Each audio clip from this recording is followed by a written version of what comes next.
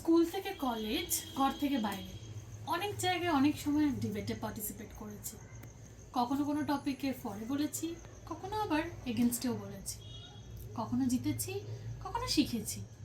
কিন্তু অনেক চেষ্টা করেও বহু প্রচলিত মেয়েরাই মেয়েদের শত্রু এই কথাটার সাথে কোনোদিন সহমত প্রকাশ করতে পারিনি। জানি যা রটে তা কিছুটা তো বটে, কথাটা যখন আছে তখন তার জাস্টিফিকেশন তো নিশ্চয়ই আছে। কিন্তু প্রতিবার হয়তো আমরা গল্পের একই পাতায় আটকে থেকেছি। যেমন ধরুন, বলে নাকি মেয়েদের মধ্যে বিউটি স্ট্যান্ডার্ডস নিয়ে একটা অলিখিত কম্পিটিশন থাকে। জানি না, তবে ছোটবেলা থেকে এখনো পর্যন্ত দিদি আগে আমাকে সাজায়, সময় পেলে তবে নিজে সাজায়।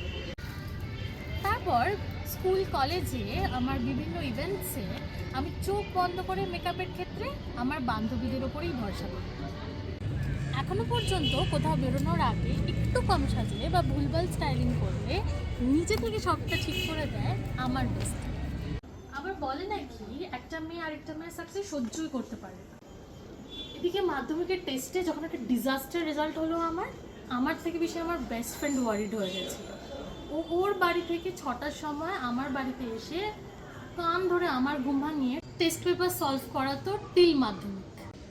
আমার চাকরি পাওয়ার পর আমার এখনো মনে আছে, সবাই যখন আমার কাছ থেকে ট্রিট চেয়েছিল তখন একমাত্র আমার দিদি আমায় শপিংয়ে নিয়ে গিয়ে আমার সাকসেসটা আমার থেকেও বেশি এনজয় করেছে।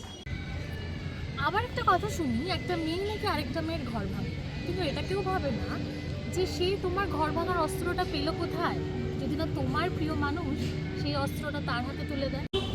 এত কিছুর মাধ্যমে আমার এটাই বলার উদ্দেশ্য যে তোমার শত্রু, যে তোমার ভালো চায় না, তার শত্রুতাটা তুমি তার জেন্ডার দিয়ে জাজ করো। আর তোমার পার্টনারের সম্পর্ক ভেঙে যাওয়ার পেছনে প্রথমে তোমার আর তোমার পার্টনারের ভুলগুলো আইডেন্টিফাই করার চেষ্টা করো। সবশেষে দুটো কথাই বলবো। এক, choose and create your circle smartly. And secondly and most importantly, যখন আমরা জানি এবং মানি যে মেয়েরাই মেয়েদের সব থেকে বড় শত্রু, তখন একটা মেয়ে হিসেবে তো সেটা চেঞ্জ করতেই পারে। অন্তত সেটুকু তো আমাদের হাতেই আছে। সব থেকে বড় শত্রুই যদি সব থেকে বড় বন্ধু হয়ে ওঠে, তাহলে বাকি ছোট মোটো লড়াই তো আমরা ইজিলি লড়ে যাব।